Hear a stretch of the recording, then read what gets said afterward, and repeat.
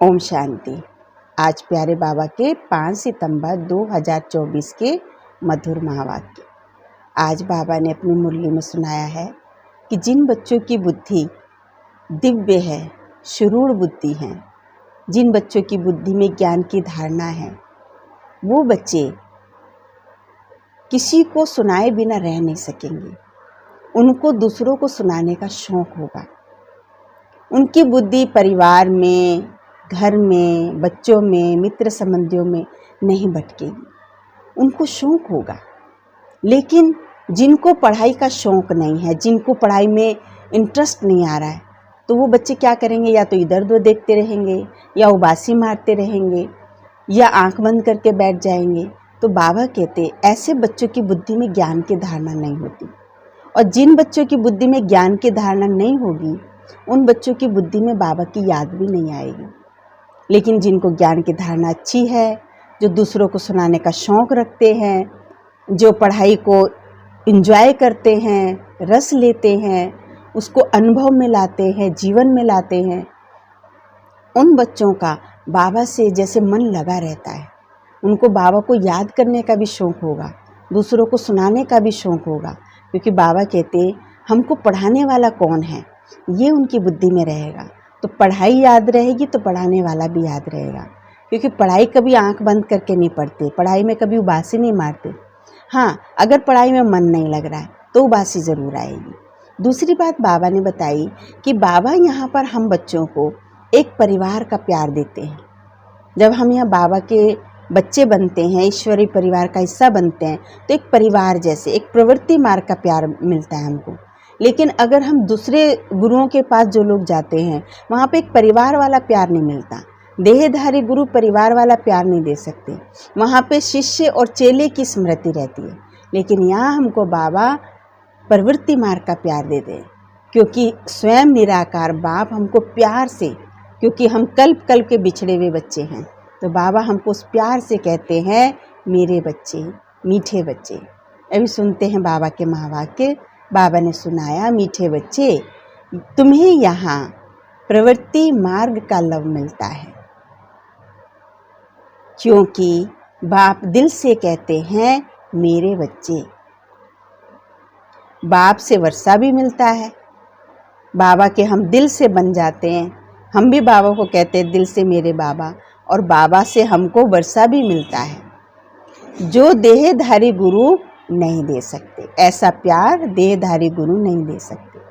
प्रश्न है, जिन बच्चों की बुद्धि में ज्ञान की धारणा है, शुरूढ़ बुद्धि है, उनकी निशानी क्या होगी? उत्तर सुनाया है, उन्हें दूसरों को सुनाने का बहुत शौक होगा। उनकी बुद्धि मित्र संबंधियों आदि में भटकेगी नहीं। शुरूढ़ बुद्धि जो होते हैं, वो पढ़ाई में कभी उबासी आदि नहीं लेंगे। स्कूल में कभी आंख बंद करके नहीं बैठेंगे।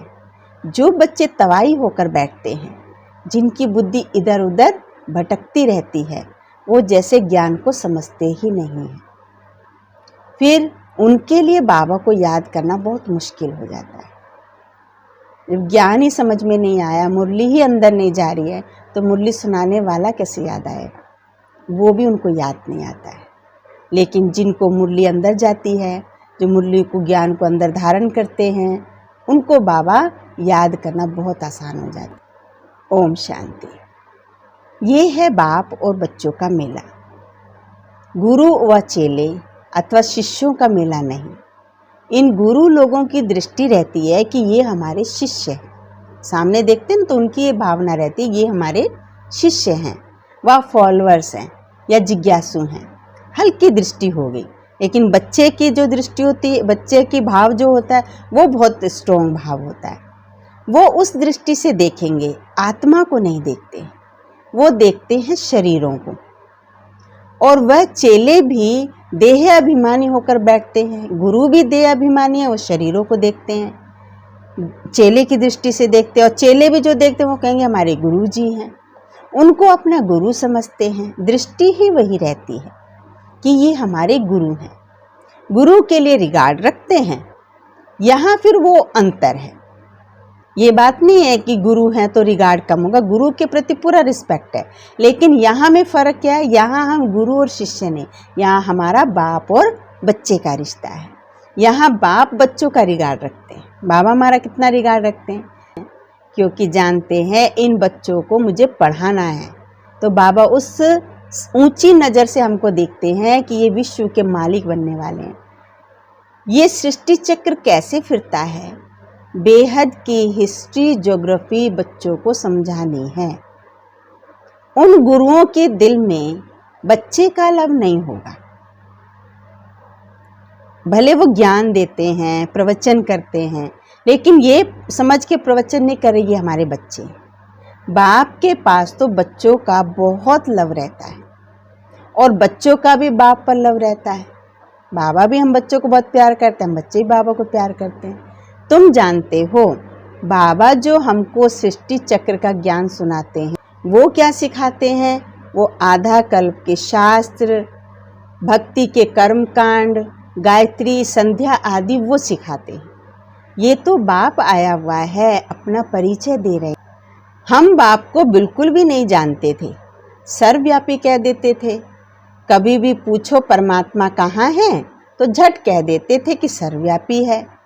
तुम्हारे पास मनुष्य जब आते हैं तो पूछते हैं यहाँ क्या सिखाया जाता है, तो बोलो हम राजयोग सिखाते हैं, जिससे तुम मनुष्य से देवता अर्थात राजा बन सकते हो। और कोई सत्संग ऐसा नहीं होगा जो कहे हम मनुष्य से देवता बनने की शिक्षा देते हैं। देवताएं होते हैं सतयुग में, कलयुग में है मनुष्य। अब हम तुमको सारे सृष्टि चक्र का राज समझाते हैं, जिससे तुम चक्रवर्ती राजा बन जाएंगे। और फिर तुमको पावन बनने की बहुत अच्छी युक्ति बताते हैं, ऐसी युक्ति कभी कोई समझा ना सके। ये है सहज राजयोग। बाप है पतित पावन, वो सर्वशक्तिवान भी है, तो उनको याद करने से पाप भस्म होंगे, क्योंकि योग अग्नि है ना, वो सर्वशक्तिवान है, उसको हम याद करेंगे तो वो अग्नि प्रज्वलित होगी, जिससे हमारे पाप कर्म भस्म होंगे। तो यहाँ नई बात सिखाते हैं। ऐसी बातें तो कहीं और शास्त्रों में, कहीं और सत्संग में नहीं सुनाई जाती। तो कोई अगर आपको आके पूछता है कि यहाँ क्या सिखाया जाता है, तो बाबा ने कितनी अच्छी विधि बताई उनको बताने की, तो उनको बताओ यहाँ पर सृष्टि चक्र का ज्ञान समझाया जाता है, जिससे तुम चक्रवर्ती राजा बन सकते हो। पावन बनने की युक्ति बताई जाती है, क्योंकि परमात्मा को याद करने से ही आत्मा के पाप दग्ध होते हैं, क्योंकि परमात्मा सर्वशक्तिवान है। ये है ज्ञान मार्ग। ज्ञान सागर एक ही बाप है, ज्ञान और भक्ति अलग अलग है। ज्ञान सिखाने के लिए तो बाप को आना पड़ता है, क्योंकि वही ज्ञान का सागर है। वो खुद आकर अपना परिचय देते हैं कि मैं सबका बाप हूँ। खुद परमात्मा को आकर ये बताना पड़ता है। ब्रह्मा द्वारा सारे सृष्टि चक्र को पावन बनाता हूँ। पावन दुनिया है सतयुग, पतित दुनिया है कलयुग। तो सतयुग आदि और कलयुग अंत का ये संगम युग है। इसको लीप युग भी कहा जाता है। इसमें हम जंप लगाते हैं, कलयुग से सतयुग में पहुंच जाते हैं। ये संगम युग पे हम जंप लगाते हैं। कहाँ जंप लगाते हैं? पुरानी दुनिया से नई दुनिया में जंप लगाते हैं। वो तो सीढ़ी से आहिस्ते आहिस्ते नीचे उतरते आए। यहाँ तो हम छीछी दुनिया से नई दुनिया में एकदम जंप लगा देते हैं। नई दुनिया से पुरानी दुनिया में सीढ़ी उतरते उतरते धीरे धीरे आए, लेकिन पुरानी दुनिया से नई दुनिया में जाने के लिए हम यहाँ जंप लगाते हैं। सीधा चले जाते हैं ऊपर, नीचे से सीधा ऊपर चले जाते। पुरानी दुनिया को छोड़ हम नई दुनिया में जाते हैं। ये है बेहद की बात। बेहद की पुरानी दुनिया में तो ढेर मनुष्य हैं, नई दुनिया में तो बहुत थोड़े मनुष्य होते हैं। जिसको स्वर्ग कहा जाता है। वो सब पवित्र रहते हैं वहां पर। कलयुग में सब अपवित्र। अपवित्र कौन बनाता है? अपवित्र बनाता है रावण, और पवित्र बनाते हैं बाप। ये तो सबको समझाना है कि तुम जब रावण राज्य पुरानी दुनिया में हो तो अपवित्र हो। असल में राम राज्य में थे, यहाँ के रहने वाले नहीं थे। असल में तो नई दुनिया राम राज्य के रहने वाले थे, जिसको स्वर्ग कहा जाता है। फिर कैसे 84 जन्म लगा करके नीचे आए हैं, सो हम आपको बताते हैं। जो अच्छे समझदार होंगे वो झट कहेंगे, जिनको बुद्धि में नहीं आएगा वो तो तवाई मिसल इधर। जो अच्छे समझदार होंगे वो झट समझ जाएंगे, जिनकी बुद्धि में नहीं आएगा वो तो तवाई मिसल इधर उधर देखते रहेंगे, अटेंशन से सुनेंगे नहीं। कहते हैं ना, तुम तो जैसे तवाई हो, बैठे हुए भी जैसे वो वहाँ है ही नहीं। जैसे गर्म तवा होता है, उसके ऊपर कुछ भी डालो, पानी डालो तो रुकता नहीं है। इसी प्रकार वो आत्मा बैठी रहती है, जिनको इंटरेस्ट नहीं है, अटेंशन से सुनते नहीं हैं, तो वो जैसे कि तवाई मिसल बैठे रहते। जैसे सन्यासी लोग भी जब कथा बैठकर सुनाते तो कोई झुटका खाते हैं या अटेंशन और तरफ रहता है, तो अचानक उनसे पूछते हैं क्या सुनाया। बाप भी सबको देखते हैं ऐसे ही, कोई तवाई तो नहीं बैठे हैं, बाबा भी देखते हैं ऐसे। अच्छे शुरूढ़ बुद्धि जो होते हैं वो पढ़ाई में कभी उबासी आदि नहीं लेंगे। स्कूल में कभी कोई आंख बंद करके बैठे, ये तो कायदा नहीं है। कुछ भी ज्ञान नहीं समझते हैं तो समझो तवाई मिसल बैठे।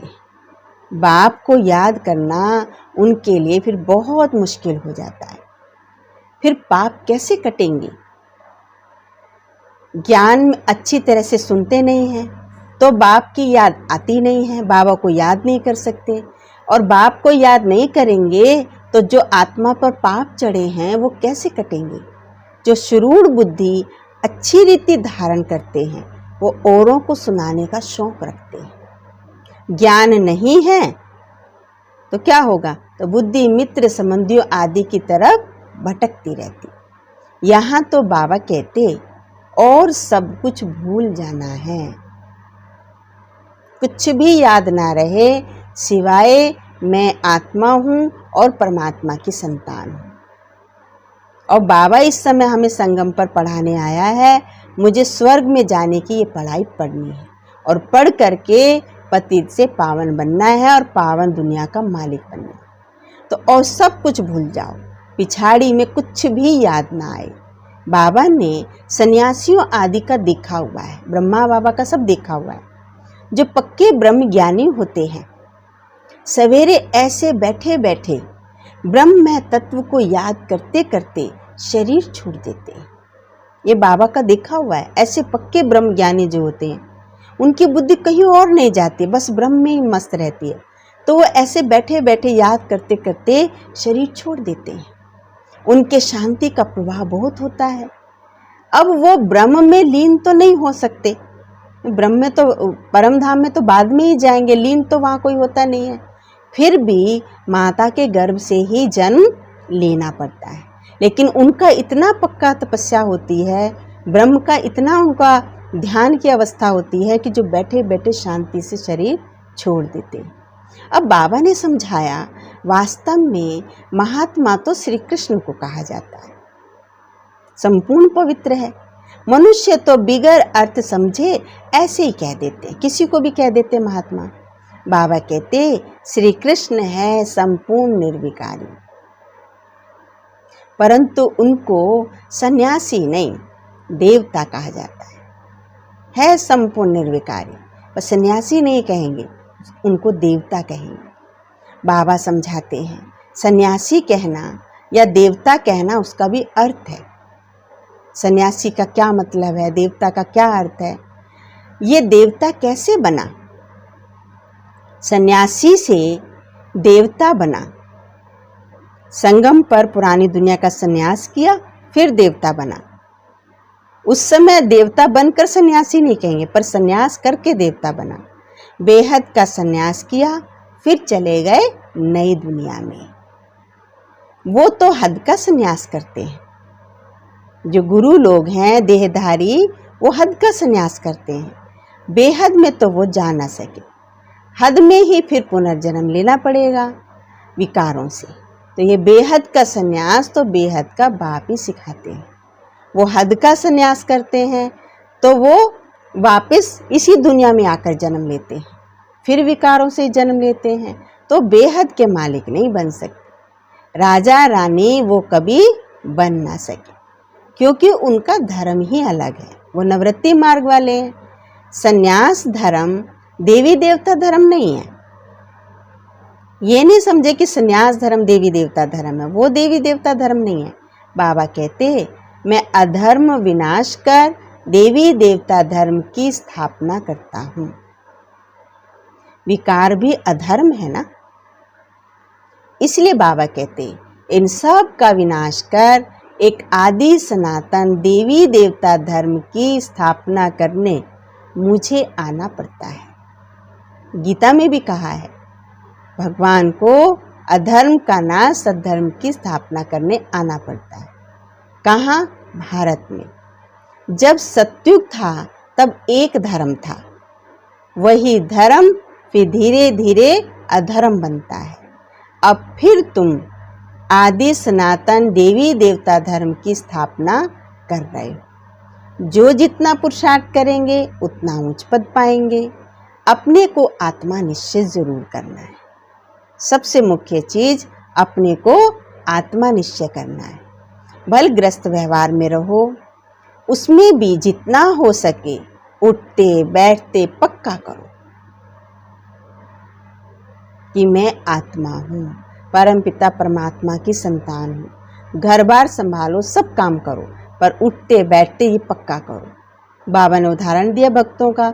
जैसे भक्त लोग सवेरे सवेरे उठकर एकांत में बैठकर माला का जाप करते हैं। तुम तो सारे दिन का हिसाब निकालते हो, फलाने समय इतनी याद रही, सारे दिन में इतना समय याद रही, टोटल निकालते हो। चार्ट लिखते हैं ना, तो सारे दिन का निकालते हैं, कितना समय याद की, सुबह में कितना समय याद की, सारे दिन में कितना याद की। बाबा कहते वो तो सवेरे उठकर माला फेरते हैं। भल कोई सच्चे भक्त नहीं भी होते हैं, लेकिन उनका एक नियम उनका बना हुआ है माला फेरने का, तो माला फेरते। कईयों की बुद्धि तो बाहर भी कहाँ भटकती रहेगी। जरूरी नहीं है कि माला फेरते समय बुद्धि कहीं भटक नहीं रही। पक्के भक्त हैं, कोई पक्के भी भक्त होते हैं, लेकिन कोई नहीं भी होते हैं। अभी तुम समझते हो भक्ति से फायदा तो कुछ भी मिलना नहीं है। ये तो है ज्ञान, जिससे बहुत फायदा होता है। अभी तुम्हारी है चढ़ती कला। बाप घड़ी घड़ी कहते हैं मन मना भव। गीता में भी अक्षर है, परंतु उसका अर्थ कोई भी सुना नहीं सकते। गीता में सब पढ़ते हैं, सुनते हैं, ये शब्द कितनी बार सुना होगा, पढ़ा होगा, परंतु अर्थ कोई भी बता नहीं सकते। जवाब देना आएगा ही नहीं। वास्तव में उसका अर्थ लिखा हुआ भी है।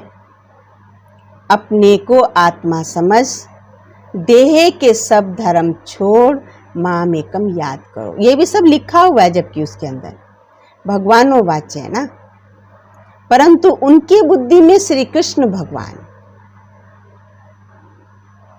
और जिसकी वजह से वो पूरा अर्थ नहीं समझ पाते।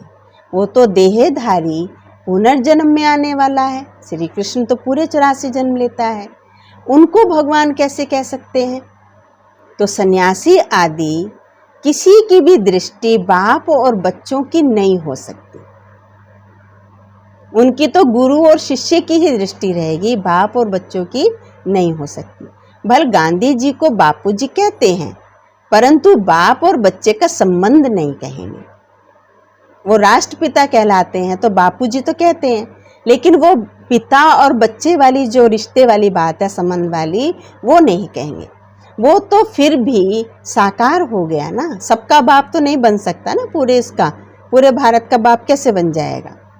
तुमको समझाया जाता है कि बच्चे अपने को आत्मा समझो। इसमें जो बाप बैठा है वो है बेहद का बापू जी। ब्रह्मा बाबा में जो वो बैठे हैं सर्वशक्तिवान, वो हैं बेहद के बापू जी, स्वयं निराकार परम पिता परमात्मा। लौकिक और पारलौकिक दोनों बाप से वर्षा मिलता है। लौकिक बाप भी अपना वर्षा देता है तो पारलौकिक बाप भी देता है। बापू जी से तो कुछ भी नहीं मिला। यहाँ बाबा गांधी जी के लिए कह रहे हैं, उनसे क्या मिला, से तो नहीं मिला। वो कैसे किसको सबको वर्षा दे सकते हैं। अच्छा, भारत की राजधानी वापस मिली, कोई कहते भी भारत को आज़ाद कराया, भारत की राजधानी वापस मिली, परंतु ये वर्षा तो नहीं कहेंगे, ये तो कोई वर्षा नहीं है। सुख मिलना चाहिए ना, वर्षे में तो अधिकार होता है, सुख होता है, सुख मिलना चाहिए, वो तो नहीं मिला। वर्षे होते ही दो हैं, एक हद के बाप का और दूसरा बेहद के बाप का। ब्रह्मा से भी कोई वर्षा नहीं मिलता है, वर्षा तो पारलौकिक बाप से ही मिलता है। बल सारी प्रजा का वो पिता है, उनको कहते हैं ग्रेट ग्रेट ग्रैंडफादर। वो खुद कहते हैं कि मेरे से तुमको कुछ भी वर्षा नहीं मिलता, जबकि वो खुद कहते हैं मेरे से वर्षा नहीं मिल सकता, तो उस बापू जी से फिर क्या वर्षा मिलेगा। ब्रह्मा जो आदि पिता हैं, प्रजापिता हैं, वो कह रहे हैं कि मुझसे वर्षा नहीं मिल सकता। जब इनसे वर्षा नहीं मिल सकता तो उन बापूजी से वर्षा क्या मिलेगा, क्या मिल सकता है, कुछ भी नहीं।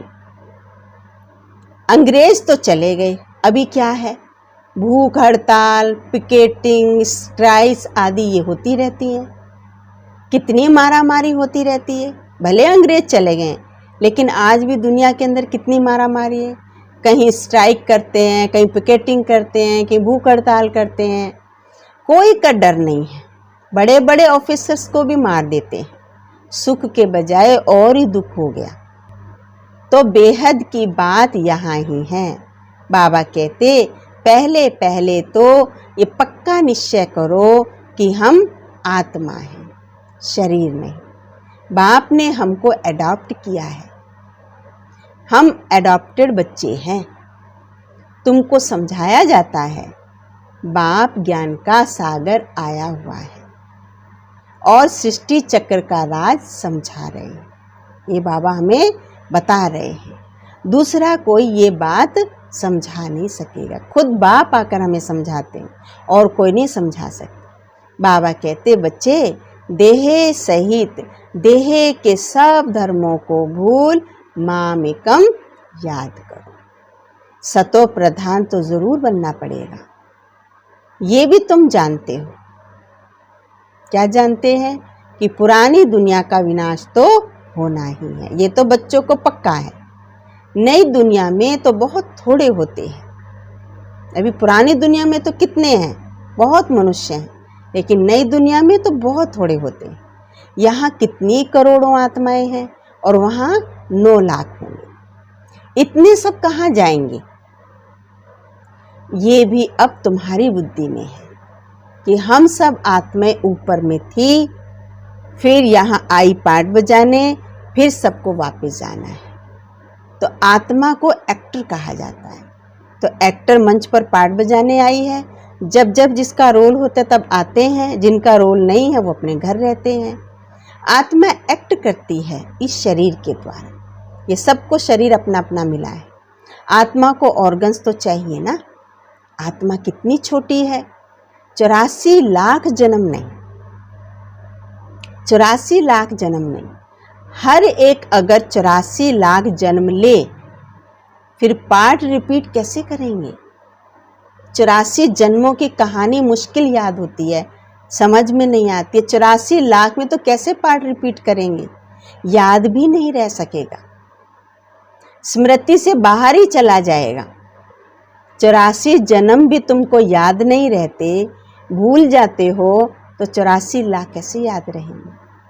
तो बाबा कहते बच्चे अब तुम बच्चों को बाप को याद कर पवित्र जरूर बनना है। इस योग अग्नि से विकर्म विनाश होंगे। आत्मा समझकर जो हम बाबा को याद करेंगे तो उस योग अग्नि से आत्मा के पाप नाश होंगे। ये भी निश्चय है कि बेहद के बाप से बेहद का वर्षा हम कल्प कल्प लेते आए हैं, हर कल्प लिया है, ये भी पक्का निश्चय है। अब फिर स्वर्गवासी बनने के लिए बाप ने कहा है माम एकम याद करो, क्योंकि मैं ही पतित पावन हूँ। तो पतित पावन को याद करेंगे तो पतित से पावन बनेंगे। तुमने बाप को पुकारा है ना, तो अब बाप आए हैं पावन बनाने। भक्ति में कितनी बार पुकारा, हे पतित पावन आओ, आकर पावन बनाओ। अब बाप आए हैं पावन बनाने। पावन होते हैं देवताएं, पतित होते हैं मनुष्य। पावन बनकर फिर शांति धाम जाना है। घर जाएंगे, फिर शांति धाम से फिर हम सुख धाम में आएंगे। तुम शांति धाम जाना चाहते हो या सुख धाम आना चाहते हो? अगर शांति धाम जाना चाहते हो तो वहीं बैठ जाएंगे। अगर सुख धाम में आना है तो फिर यहाँ पर बाप को याद करके अपने पापों को नष्ट करना पड़ेगा। सन्यासी तो कह देते सुख काग विस्ता समान है, हमको तो शांति चाहिए, तो वो तो परम धाम जाके बैठ जाएंगे। तो वो सत्युग में कभी आ नहीं सकेंगे। सत्युग में तो था ही प्रवृत्ति मार्ग। देवताएं निर्विकारी थे, वही पुनर्जन्म लेते लेते पतित बनते हैं। अब बाबा कहते निर्विकारी बनना है, स्वर्ग में चलना है, तो फिर मुझे याद करो, तो तुम्हारे पाप कट जाएंगे, पुण्य आत्मा बन जाएंगे, फिर शांति धाम सुख धाम जाएंगे। जब सारे पाप कट जाएंगे तब चलेंगे घर, फिर आएंगे वहाँ से राजधानी में। वहाँ शांति भी थी और सुख भी था। अभी तो दुख धाम है। अब बाप आकर फिर से सुख धाम की स्थापना कर रहे हैं। दुख धाम का विनाश चित्र भी सामने है। बोलो अभी तुम कहाँ खड़े हो?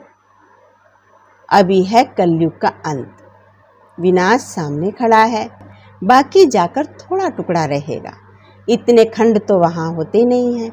सत्युग जब होगा केवल भारत होगा छोटा सा, बाकी जो इतने खंड हैं वो सब कुछ नहीं होगा। ये सब वर्ल्ड की हिस्ट्री ज्योग्राफी बाप ही समझाते हैं। भारत सोने की चिड़िया, जहाँ देवताएं थे बहुत थोड़े से, यहाँ करोड़ों हैं, वहाँ लाख होंगे, और इतने सारे जो खंड हैं वो वहाँ पर नहीं होंगे। तो ये सारी बातें बाप इस समय हमें समझाते हैं। ये पाठशाला है। भगवानोवाच पहले पहले बाप का परिचय देना पड़ता है। अभी है कलयुग, फिर सत्युग में जाना है, वहाँ तो सुख ही सुख होता है। एक को याद करना है, वो है अव्यभिचारी याद। शरीर को भी भूल जाना है, ये शरीर भी याद ना आए अपना। शांति धाम से आए हैं, फिर शांति धाम जाना है, वहाँ तो पतित कोई जा नहीं सकता। बाप को याद करते करते पावन बन तो मुक्ति धाम में चले जाएंगे। ये अच्छी रीति बैठ समझाना पड़ता है। आगे इतने सब चित्र थोड़ी थे, जितने चित्र बाद में बने हैं, शुरू में इतने चित्र नहीं थे। बिगर चित्र भी नट शेल में समझाया जा सकता है। जरूरी नहीं है चित्र हो तभी, बिना चित्र के भी समझा सकते हैं। इस पाठशाला में मनुष्य से देवता बन जाते हैं। ये पाठशाला है मनुष्य से देवता बनने की। ये है नई दुनिया के लिए नई नॉलेज, बाप ही देंगे। तो बाप की दृष्टि रहती है बच्चों पर, आत्मा पर। हम आत्माओं को पढ़ाते हैं। तुम भी समझते हो, बेहद का बाप हमको समझाते हैं।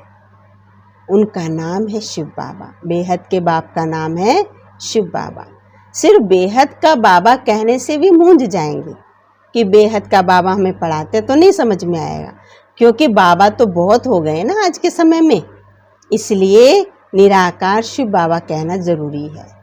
म्यूनिसिपैलिटी के मेयर को भी कह देते हैं बाबा। बाबा कहते मैं इसमें आता हूँ तो मेरा नाम है शिव। मैं इस रथ द्वारा तुमको नॉलेज देता हूँ। इनको अडॉप्ट किया है, इनका नाम रखा है प्रजापिता ब्रह्मा। इनको भी मेरे से वर्षा मिलता है, ये भी मेरे से ही वर्षा ले रहे हैं। इनसे वर्षा नहीं मिलेगा, वर्षा तो मैं ही दूंगा, लेकिन मैं इनके द्वारा देता हूँ। इनको अडॉप्ट करता हूँ, इनके द्वारा तुमको ज्ञान देता हूँ, इनको द्वारा तुमको मैं अपना परिचय देता हूँ, तुम्हारा देता हूँ, तो इनके द्वारा वर्षा मिलता है।